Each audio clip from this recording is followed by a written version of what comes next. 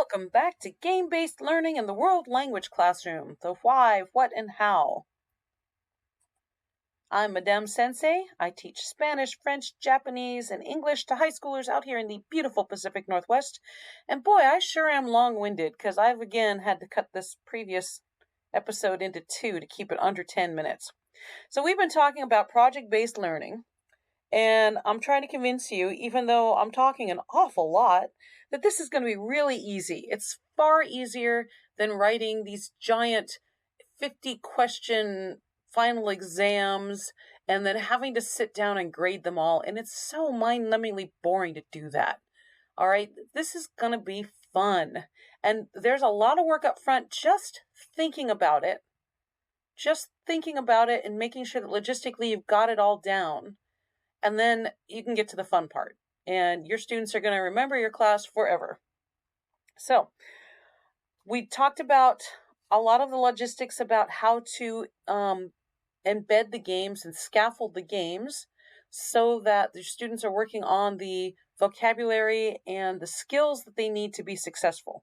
And now at this point, you've got to talk about the logistics with your students. And I always do this in English. And let me tell you why. I know I've told this story before, but my very first year teaching, I had my Japanese 4 class, and we're doing some big thing that I was really excited by, and I had worked really hard on this, and I'm going on and on and on and on. And there's one of the senior girls, and I suddenly noticed that she is crying in the corner. She is crying and she has totally shut down and she is not engaged in my class because she has zero idea of what I'm saying. And all I was saying is, hey, next guys, you're going to do this and then we're going to do this. And she just lost it. And she lost the train of thought. And then she lost it. And then she was just crying and I felt miserable. And I knew, oh my gosh, I've lost the student. And now I need to work really hard getting her re-engaged in the class, not just today, but tomorrow also, and the day after, and the day after. I have to work harder on this one student. And so after then, I always give my explanations. Anything important is going to be said in English so that I make sure that everyone has bought in and is ready to have fun with me, okay? So at this point, you got to talk about the logistics with your students. Hey, guys, who wants to be the taxi driver? Who can draw the Mona Lisa? Or I'm going to go to the art club and say, okay, art club, will you help us draw the Mona Lisa or whatever? Who's cooked crepes before and wants to be the head chef of the kitchen? Okay. Who wants to bring their skateboard or their scooter to school 2 Wednesdays from now? Okay, so talking about the logistics is going to take 2 minutes of your class time every day until you get up to the big day, because you really want the students to visualize what's going to happen.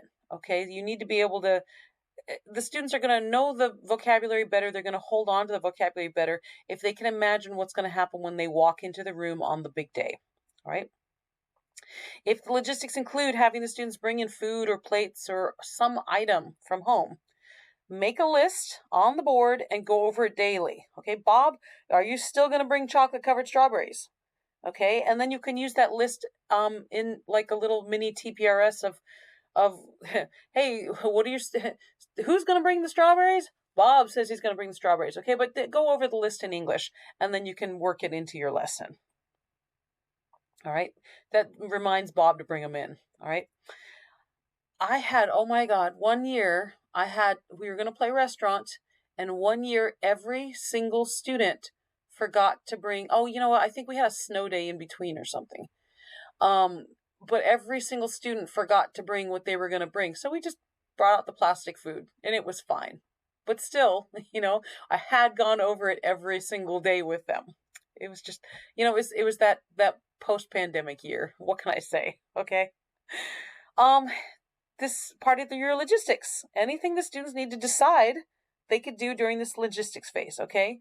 If you're playing restaurant, they're going to need to decide the menu. Okay, oh, Bob said he's bringing chocolate-covered strawberries.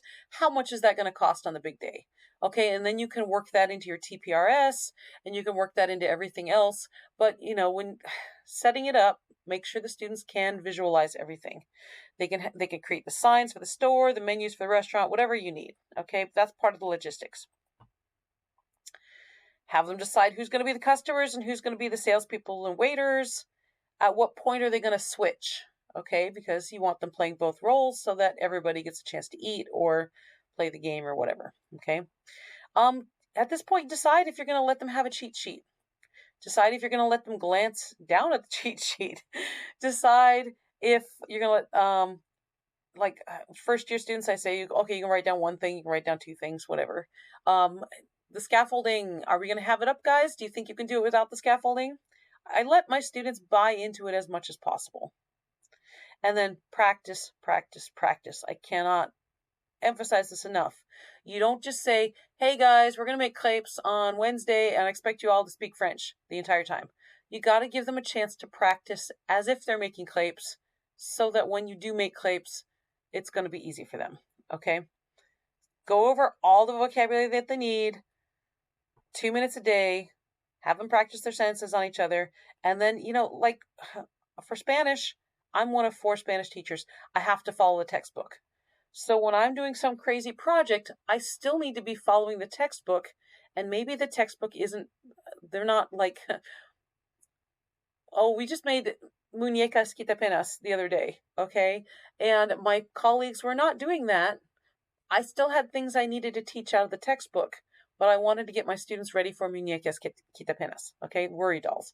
And so I had to sneak in all the extra practice for that in amongst all the other things I had to do that my colleagues were doing. My French students, my Japanese students, I'm the only French teacher, I'm the only Japanese teacher. I get to do whatever the heck I feel like with those classes, okay? So that's all good. But, I had time for the other stuff for my Spanish students. It was okay. Big day. Generally, I just imagine it's going to take the entire class period. There's setup involved. There's cleanup involved. Okay. But hopefully it's not too much. And if it is, that's what you've got students for. They're going to help you with the setup and the cleanup. All right. I'm going to talk about this in more detail. If you've invited parents in, they're going to help you with the setup and cleanup. Okay. So it's not that big of a logistic deal. Some cases I'll have the students make a video, but yeah, that's not usually my project. Especially not nowadays. Grading is really straightforward. Okay, this is why I love doing projects. Well, one of the reasons I love doing projects. One reason is because I really want to see the students applying the language. They're not applying it if you give them a paper and pen test. Okay, it's just not application. With a project, they are applying the language. So that's the main reason I do projects. But the second reason is because grading is a snap. I walk around with a clipboard and I'm just listening. Okay, I can tell in 5 or 10 sentences, do they understand? Okay, how much are they glancing down at their cheat sheet? How much are they looking up at the scaffolding on the board or on the wall? Okay, I'm just listening for those grammatical constructs. Are they right? Are they not right? How's the pronunciation? Okay, if a student speaks English, it's automatically points deducted, automatically. Sometimes the students want to say something really big, and they know that their get out of jail free card is to call me over and ask me como se dice, como diton, blah blah blah, wa nihongo de nan toimasu ka.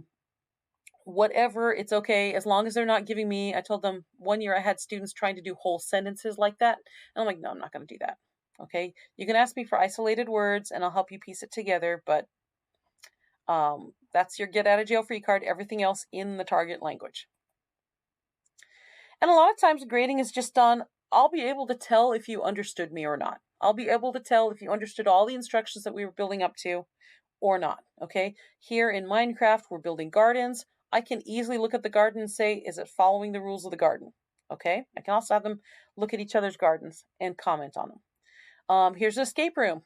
Did they get to the end and set off the fireworks? Ah, good, they understood everything. Okay, here's another escape room. All right, you're successful, right? Then they put off the fireworks there. Art project. Did they do the art project right? If they came up with something weird, I know they didn't understand what they were reading. They didn't understand what we were talking about in class for the last 2 weeks. All right, hey, kept it under 10 minutes. All right, our next episode, we're going to talk specifically about role play as project-based learning. So I hope to see you there.